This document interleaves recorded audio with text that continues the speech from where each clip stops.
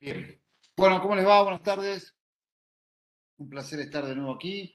Hoy vamos a charlar acerca de lo que es la evaluación predeportiva, es decir, cuando uno se enfrenta a un deportista o un paciente que quiere realizar una actividad física, ¿qué, qué debemos hacer o algunas de las cosas que vamos a encontrar y que vamos a buscar en función de esa evaluación predeportiva?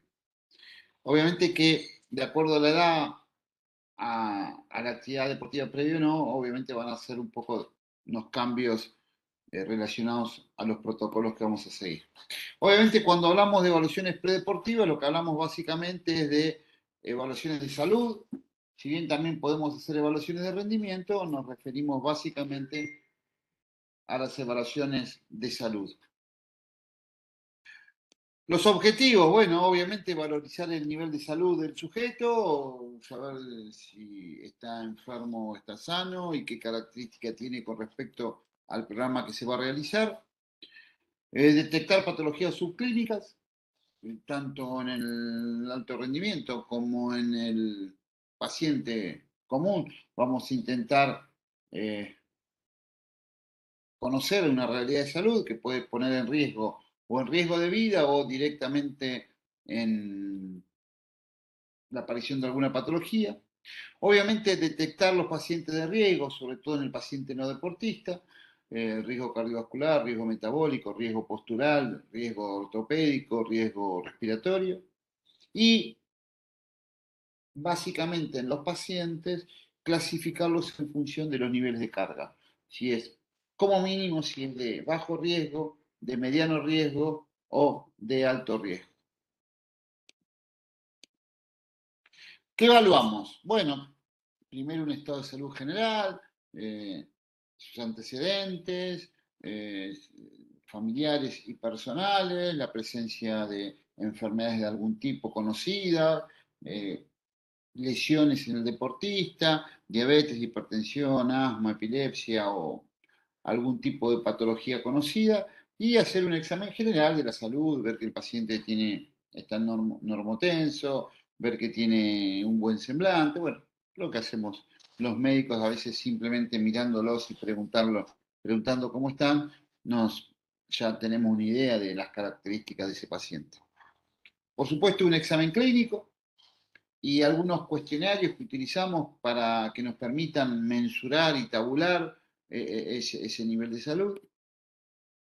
Obviamente el sistema cardiovascular, porque obviamente uno de los grandes objetivos del examen predeportivo es evitar o prevenir la muerte súbita, por supuesto, y además es uno digamos, de los puntos más importantes de un examen predeportivo.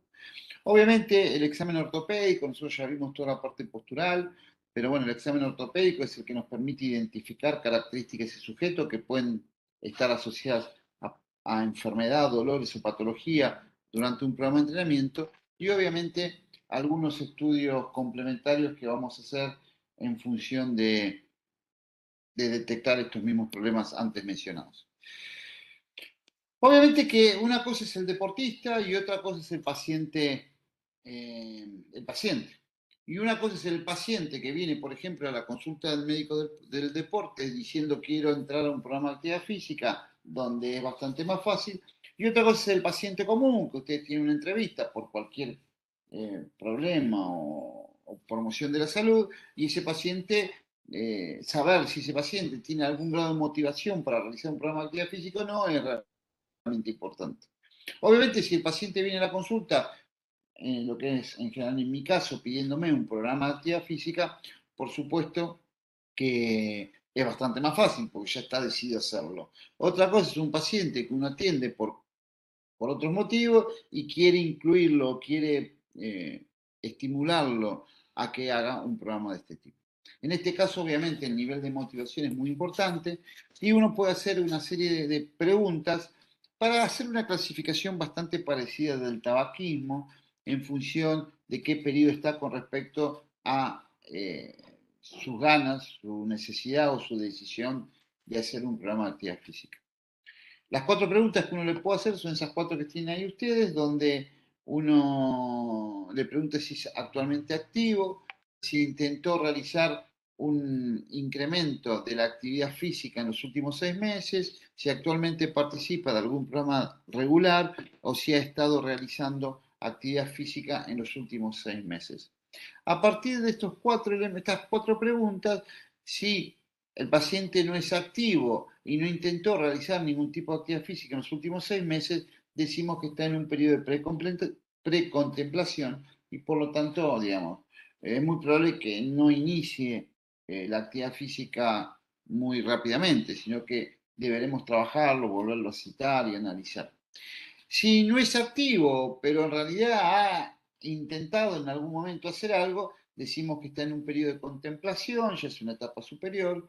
Obviamente, si es activo, eh, aunque no en un programa regular, decimos, bueno, ya está listo para comenzar.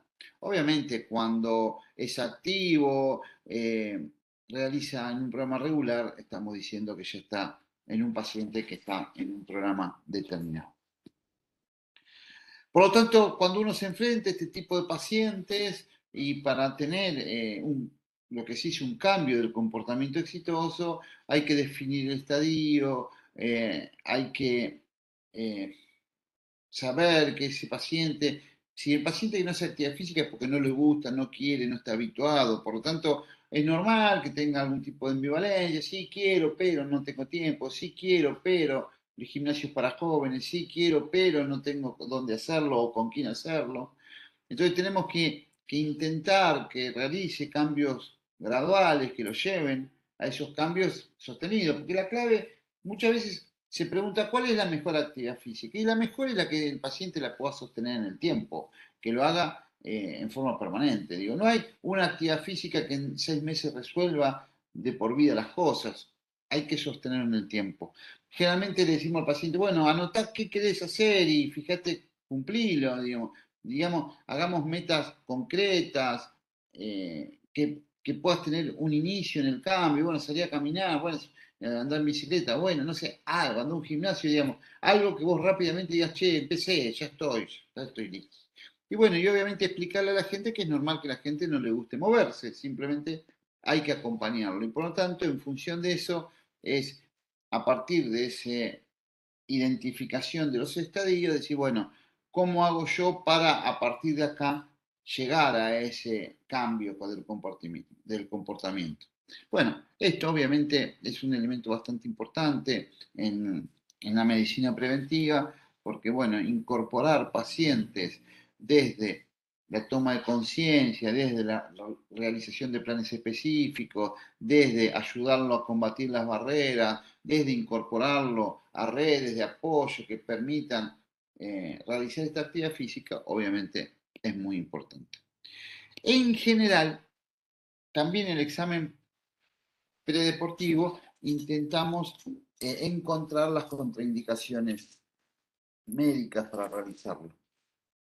Obviamente hay dos tipos de contraindicaciones, las absolutas y las relativas. Cuando uno piensa en actividad física para la salud, prácticamente no tiene contraindicaciones absolutas.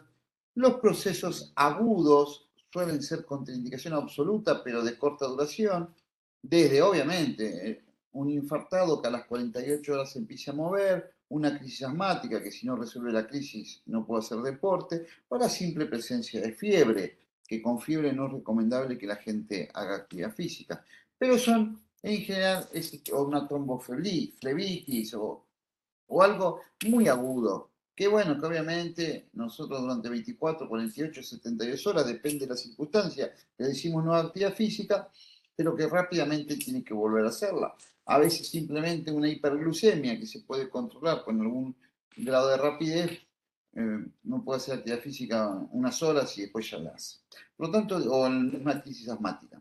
Entonces, los cuadros agudos habitualmente se contraindican con la realización de actividad física.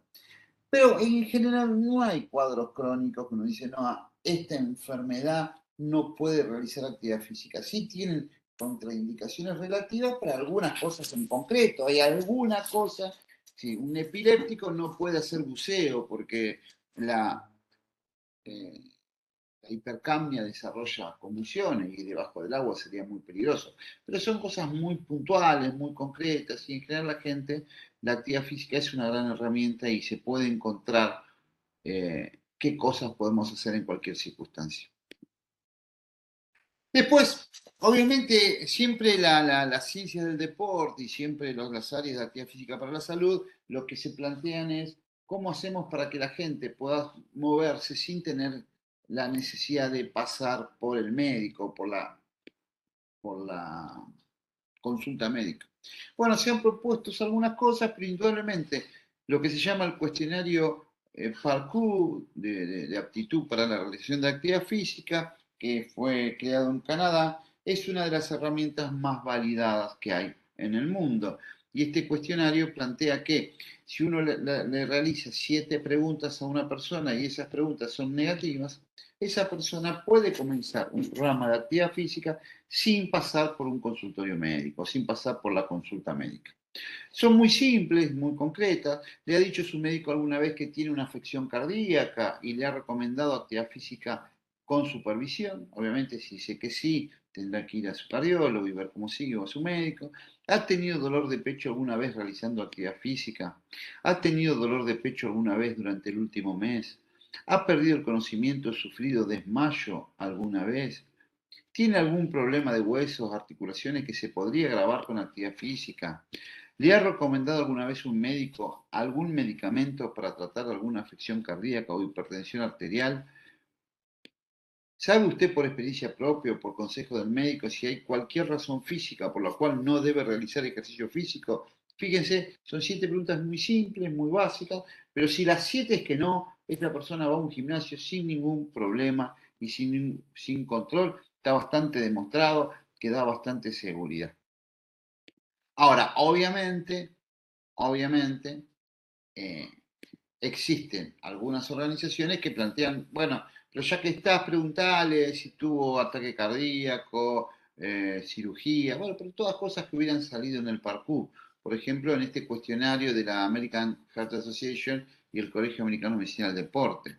Tiene disconfort en el pecho, tiene algún tipo de agitación, tiene fatiga, toma medicación, tiene diabetes, asma, enfermedad pulmonar, problemas musculoesqueléticos, bueno, una serie de preguntas que hacen también que uno, obviamente, en la consulta médica general le puede agregar. Ahora, si bien está muy discutido, ¿cuándo se considera riesgo cardiovascular? Bueno, hombres mayores de 45 años, solo por ser mayores de 45 años. Algunos inclusive lo bajan a menor edad, 40, 35. Mujeres mayores de 55 años. Siempre las mujeres son 10 años más de protección que el hombre.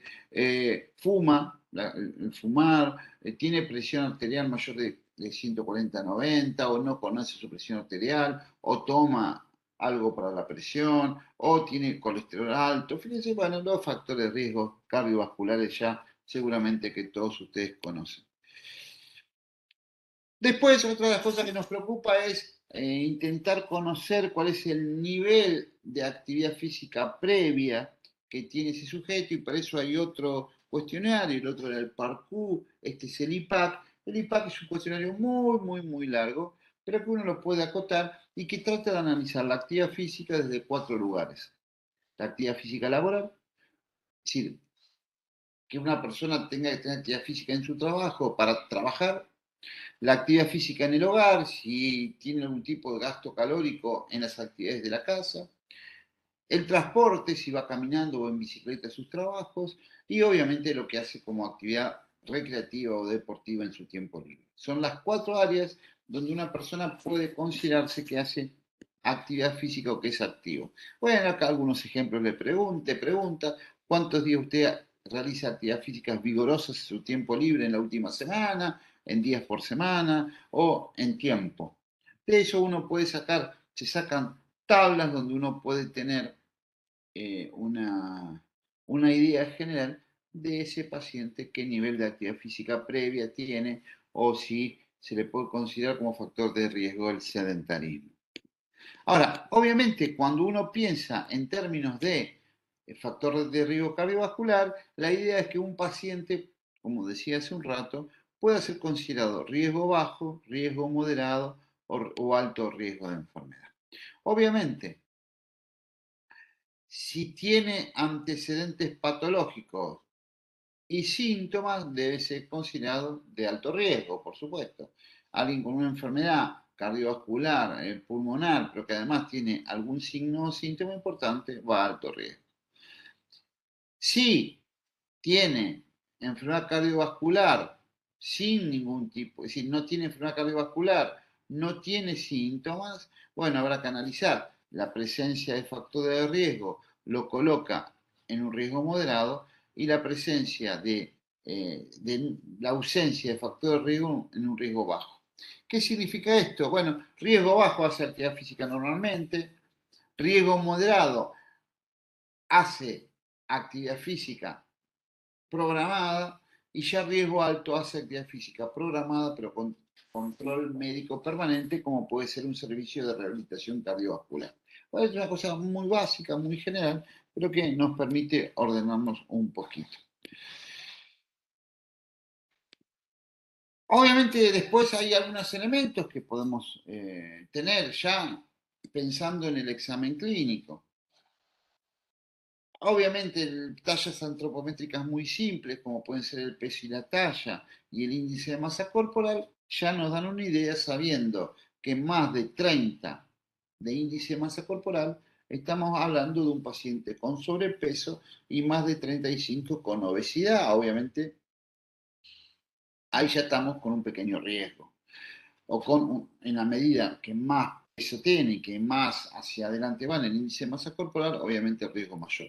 Con la salvedad que esto no sirve para deportistas, porque el deportista, por su aumento de la masa muscular, habitualmente tiene índice de masa corporal mayor de 25, pero con porcentajes grasos muy bajos. Entonces no lo podemos considerar al deportista. El índice de masa corporal no es una herramienta útil porque sobreestima el riesgo cardiovascular en función del aumento de la masa muscular que ese sujeto tiene. Otra variable antropométrica muy simple es el perímetro abdominal. Si el perímetro abdominal en las mujeres es mayor de 80 centímetros y en los hombres menor de 90, estamos hablando que tienen mayor riesgo cardiovascular a través de la grasa abdominal. Obviamente se pueden tomar test de algún nivel de funcionalidad y el más común utilizado es la caminata de 6 minutos. Cuando un paciente camina, es decir, la distancia que recorre lo más rápidamente que puede en 6 minutos, obviamente comparado a una tabla por grupos de edad, por hombre y mujer, nos da una idea si esa persona de menos de 50 años no puede recorrer, siendo hombre, más de 900 metros en 6 minutos, está hablando que es un paciente con algún grado de dificultad cardiorrespiratoria muy importante. Es un test bastante utilizado, inclusive nomenclado en la Argentina, está dentro del nomenclado nacional y se puede tomar fácilmente. Otras herramientas, las flexiones de brazo, que llamamos habitualmente nosotros, nos da un indicador de la fuerza. También, de acuerdo a hombre y mujer y de acuerdo a la edad, uno puede tener una idea de cuál es su nivel de fuerza y en función de eso, si el tipo tiene un nivel de fuerza muy importante, puede incorporarse tranquilamente a algún gimnasio.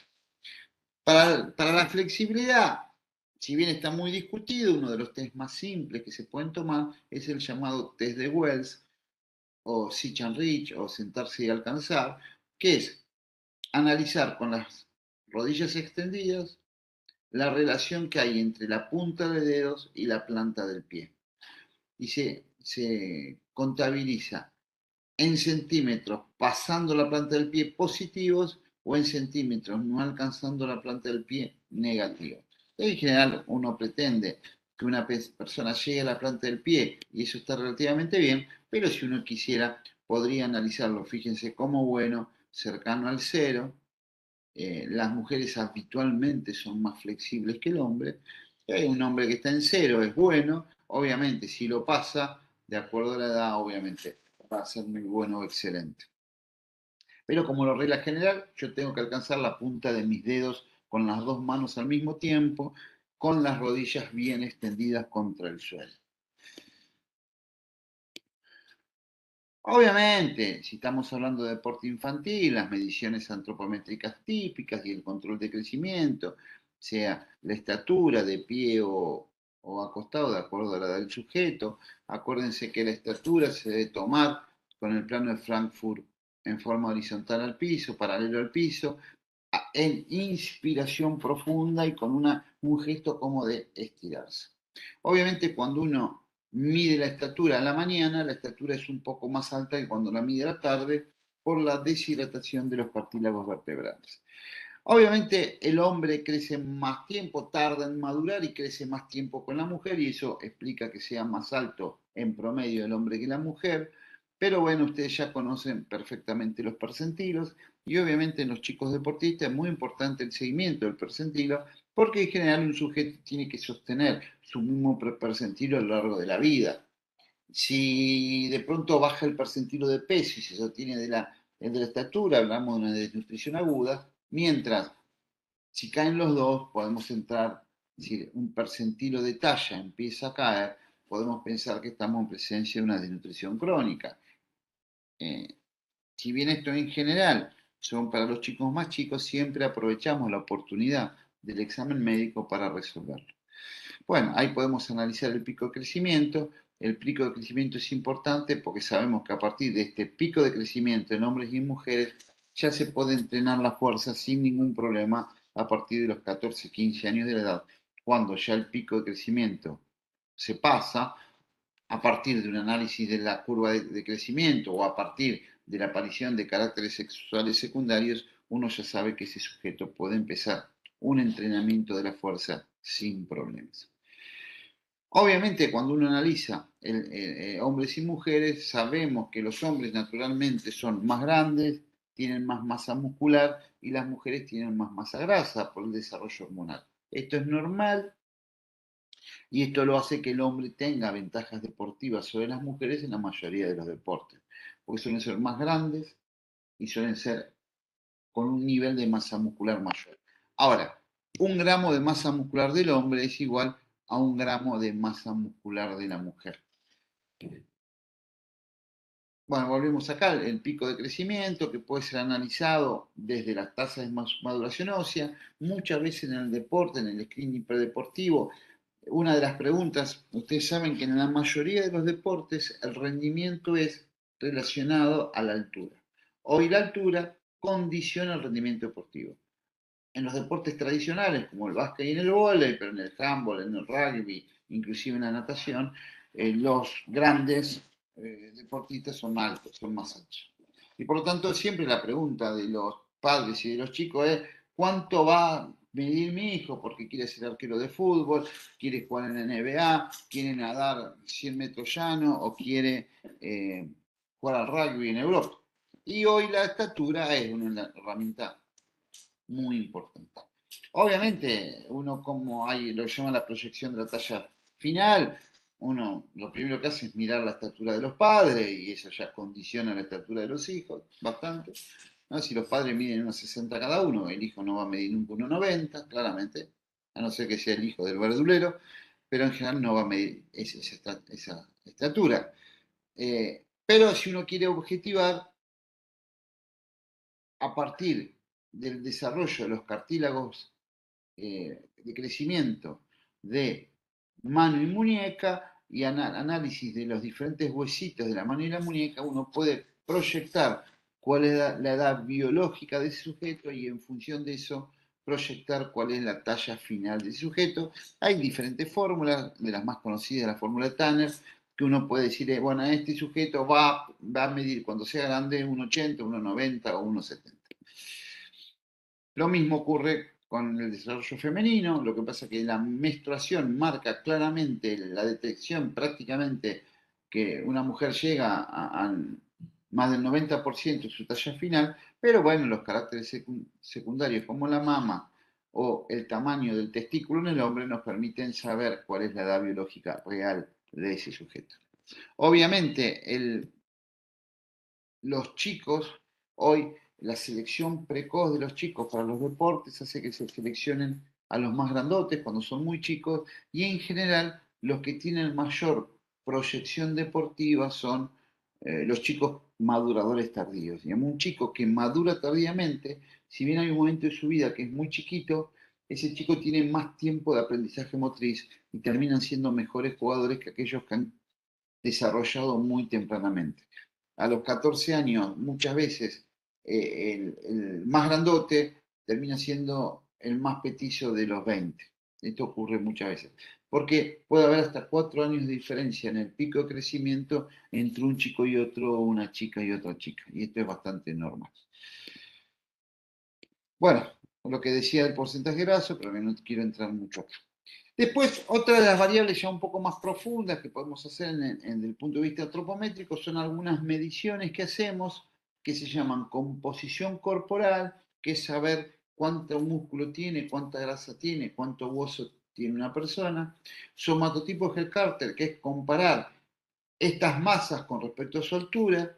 O proporcionalidad Phantom, que es proporcionar cada una de las mediciones que le hacemos a un sujeto, pliegues grasos, diámetros óseos, perímetro muscular, compararlo con la población promedio mundial y saber entonces si ese sujeto tiene determinadas características que lo hacen posible de tener mejor rendimiento deportivo. Por ejemplo, en los deportes overhead, digamos, en los deportes del brazo por encima de la cabeza, sea saque de tenis, vóley, lanzamiento de handball, lanzamiento de jabalina o natación, suelen tener brazos más largos que la media, porque el brazo más largo que la media le permite tener mayor palanca para generar o lanzamientos o fuerza sobre el agua. Los pesistas suelen tener centro de gravedad muy bajo, digamos, piernas muy cortas, y eso le permite tener un rendimiento porque cuando tienen que levantar la pesa, la levantan menor distancia, y por lo tanto tener piernas cortas es beneficioso para un pesista. Pero el saltador en alto es mejor cuando tiene el centro de gravedad alto, es decir, cuando tiene piernas largas. Entonces fíjense cómo cada deporte tiene alguna característica antropométrica que le da ventaja deportiva sobre los que no la tienen.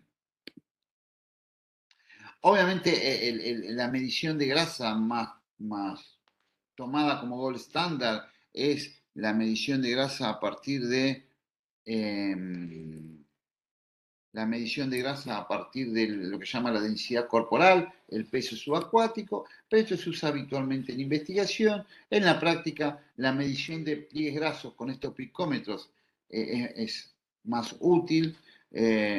La bioimpedancia también nos permite medir grasa y nos permite analizar lo que decíamos, cantidad de masa muscular, de masa grasa, de masa ósea que tiene un sujeto.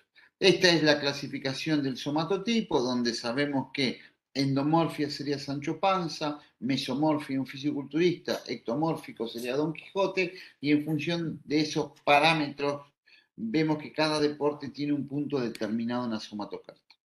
Otra de las cosas que podemos medir es la flexibilidad, tanto del hombro, del cuádriceps, del isquiotibial, del psoas ilíaco, del aductor, que nos permite también tener una visión general de las características de ese sujeto en función de, bueno, muchas veces la flexibilidad en los adultos está muy asociada a dolores de cintura, dolores de espalda, lumbalgia, etcétera, etcétera, y sabemos que y al inicio deberíamos hacer un poco de hincapié. Pero también la flexibilidad de isquiotibiales, por ejemplo, está asociada a desgarros de isquiotibiales en el deportista. Entonces, es un panorama general. En un estudio que hicimos en los exámenes predeportivos de los jugadores juveniles de Boca, encontramos que en más de 1000 estudios durante 5 años, bueno, obviamente los futbolistas tienen, o los deportistas tienen el mismo nivel de asma de la población general, un 7%. Y muchas veces agitaciones en invierno y eso suelen estar asociadas a ese tipo de problemática. Entonces hay que tenerlo en cuenta, es el antecedente clínico más común en el deportista, más allá de poder encontrar a un chico hipertenso, un chico diabético tipo 1, un chico epiléptico y que hay que tenerlo en cuenta. Obviamente, cuando uno piensa en el examen cardiovascular, uno de los elementos más importantes es la presencia del soplo. El soplo, que es un ruido que hace la sangre cuando pasa por el corazón, puede tener, hay dos grandes tipos de soplos. los soplos patológicos, es decir, los soplos asociados a algún tipo de patología cardíaca, o los soplos fisiológicos, simplemente un soplo que aparece en los chicos porque el corazón de los chicos es más chico y la sangre pasa más velozmente y hace un ruido bastante similar. Digo bastante similar porque son soplos iguales, pero tiene algunas características que los definen y que para nosotros como médicos del deporte o médicos de examen predeportivo es realmente muy importante diferenciarlo, inclusive obviamente en la consulta pediátrica. El soplo fisiológico tiene algunas características. Primero, ustedes saben que los soplos pueden ser eyectivos, el ruido hacia afuera, o aspirativos, un ruido más hacia adentro. Todos los soplos fisiológicos son eyectivos, mientras que los soplos patológicos pueden ser eyectivos o aspirativos. Es decir, un soplo aspirativo siempre es patológico. Un soplo eyectivo puede ser normal o no, fisiológico o patológico. El segundo elemento es que siempre el soplo es sistólico cuando es fisiológico. Los soplos fisiológicos entonces son siempre sistólicos entre el primer y el segundo ruido y eyectivos. Si el soplo es diastólico o el soplo es aspirativo, es patológico. Después el soplo habitualmente es un soplo suave, se dice 1 o 2 en 6. Generalmente cuando el soplo es muy fuerte también es patológico. Nosotros decimos un soplo que te despeina, cuando vos pones el estetoscopio lo sentís, y no es que, che, me parece que escuché algo, a ver, fíjate vos, eso suele ser fisiológico. El soplo patológico, un soplo que no nos queda duda que algo hay, que algo estamos escuchando. Finalmente, el soplo fisiológico cambia mucho, casi desaparece en la inspiración profunda y cambia mucho con los decúbitos, mientras que el soplo patológico se sostiene en la inspiración profunda y no cambia con los decúbitos. Entonces, en general, ¿qué decimos nosotros? Y yo encuentro un soplo fisiológico, eyectivo, muy suave, que desaparece en la inspiración profunda y cambia en los decúbitos, casi desaparece al acostarse, casi desaparece al sentarse, yo digo, este soplo es normal, puedo no estudiarlo. Ahora, si encuentro un soplo de otras características, obviamente merece el estudio. El otro elemento que también hacemos mucha importancia es la hernia inguinal del deportista. Es bastante común que hay una especie de pubalgia rara que suele ser una hernia. Lo encontramos muy frecuentemente en el deporte. Bueno, obviamente, hay antecedentes de todo tipo en los chicos, donde el más frecuente es el síndrome de Osgood-Schlatter, que es la epifisitis tibial anterior, que es el dolor, la enfermedad de crecimiento más común en los chicos. También se ven las nenas, pero es más frecuente en los varones. Yo siempre le digo lo mismo a los padres. Cuando el dolor el chico lo señala con la punta del dedo y siempre es en el mismo lugar, suele ser un dolor patológico. Cuando el dolor lo señala con la mano y es medio migrante, y eso suele ser lo que llamamos habitualmente dolor de crecimiento. Entonces ahí, cuando los dolores son muy puntuales y se sostienen todo el tiempo, hay que tener cuidado. Pero bueno, hay obviamente dolores de todo. También desde el punto de vista cardiovascular, entonces dijimos que es muy importante separar si estamos hablando en presencia de un adulto o en presencia de un joven. ¿Por qué? Porque en presencia del adulto nosotros vamos a pensar en patología coronaria o lo primero que queremos descartar es patología coronaria, hipertensión. Y en el adulto en el joven lo que queremos descartar es patología congénita. Por lo tanto, cuando nosotros pensamos en el joven, si pensamos en patología congénita, las dos herramientas más importantes son el examen clínico, con la identificación o no de soplos, y después, si queremos certificarlo, pasamos al ecocardiograma, directamente el ecocardiograma. Obviamente el electrocardiograma nos da la información de algunas patologías eléctricas, como puede ser el Wolff-Parkinson-White, el síndrome de Brugada. Y en Argentina un electro es bastante económico, entonces nunca está de más hacerlo. La ergometría en los chicos y adolescentes solo está indicada cuando encontramos o hipertensión o arritmias previas. Si no, no tiene indicación la ergometría. Yo sé que en todos los gimnasios piden ergometría, cualquiera, pero bueno, no significa que sea una indicación médica. Es examen clínico, ecocardiograma y el electro para identificación de algunas patologías que no están dentro del rango de la clínica. Pero en los adultos sí, como vamos a buscar patología coronaria, lo que nos vamos a hacer es la ergometría como de primera elección. Además, la ergometría es muy importante, ya lo dijimos, que la tensión arterial sistólica aumenta sistemáticamente con la carga y la diastólica baja, y la presencia de un aumento de la diastólica es lo que define la hipertensión inducida por el ejercicio o directamente la hipertensión arterial. Por lo tanto, es muy útil también para esto, para los adultos. Bueno, en el electrocardiograma hay muchísima patología que es relativamente normal, bloqueos de rama derecha son normales, repolarización vehicular son normales, algunos bloqueos auriculoventriculares son normales, digamos. No siempre el electro que tenga alguna alteración lo consideramos patológico y que no lo puede realizar actividad física, pero la realidad es que en la miocardiopatía hipertrófica, el Wolff Parkinson White o el síndrome de Brugada encontramos en el electrocardiograma una herramienta muy importante para analizar. Bueno, obviamente hoy ya está bastante escrito y difundido cuáles son esos elementos que nosotros tenemos que tener en cuenta a la hora de mirar un electrocardiograma. Son algunas cosas muy concretas que nos permiten identificar si estamos en presencia de alguna probabilidad de diagnóstico de una enfermedad patológica. Lo mismo con el ecocardiograma, también hoy es normal con el nivel de ecocardiograma que existen hoy, identificar insuficiencias mínimas de las válvulas aórticas pulmonares, pero tampoco esto hace que sea un diagnóstico determinado. No siempre la presencia, por ejemplo, de estos elementos que se observan en el ecocardiograma es sinónimo de presencia de patología. Podemos encontrarla, hacer una serie de estudios y si no, esta persona está en condiciones de seguir trabajando. Bueno, obviamente cuando uno realiza estudios, como dijimos, en el RX de la mano para predicción de problemas de talla o de predicción de talla final, obviamente los estudios odontológicos que nos permitan encontrar patología que a veces nos traen algún tipo de problema en la alimentación. Sepan que uno de cada 11 chicos tienen déficit de la agudeza visual y por lo tanto un examen visual nos permite detectar rápidamente la necesidad de algún tipo de utilización de anteojos y obviamente dentro del laboratorio nosotros hacemos charlas siempre, pero indudablemente lo más importante está relacionado con la anemia y sobre todo en las mujeres. La anemia del deportista realmente es de altísima frecuencia y la anemia del deportista mujer es todavía de más frecuencia.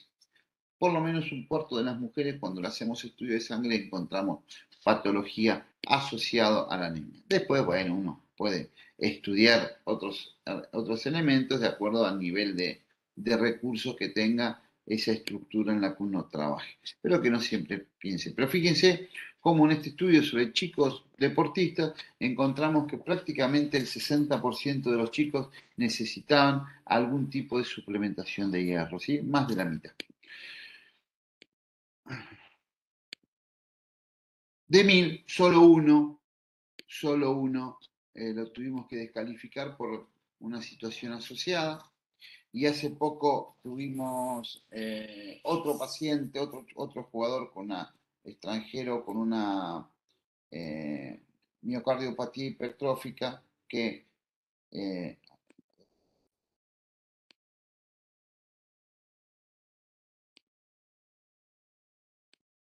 una miocardiopatía hipertrofia que realmente nos generó otra descalificación. Bien, ¿alguna pregunta, chicos?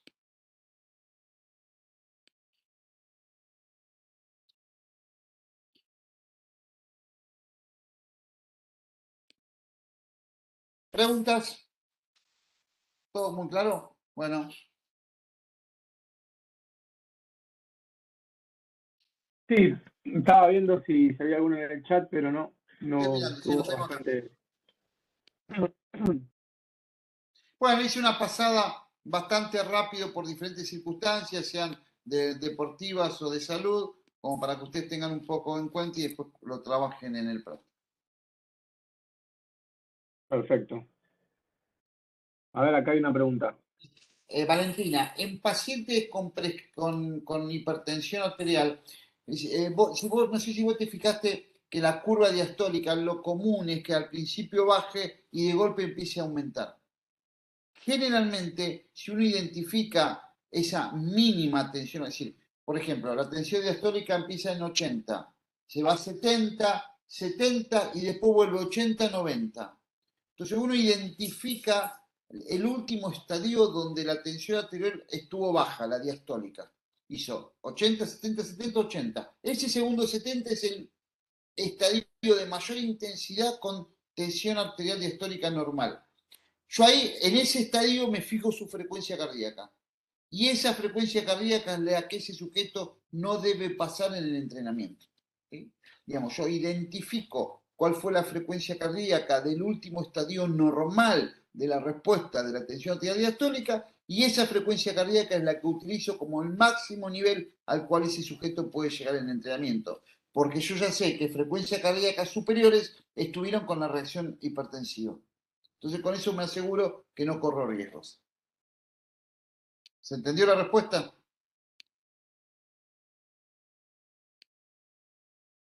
Perfecto. No, de nada, Valentín. ¿Alguna otra pregunta, chiquitos? Ah, chiquitos, como si fueran mis hijos, pero son casi.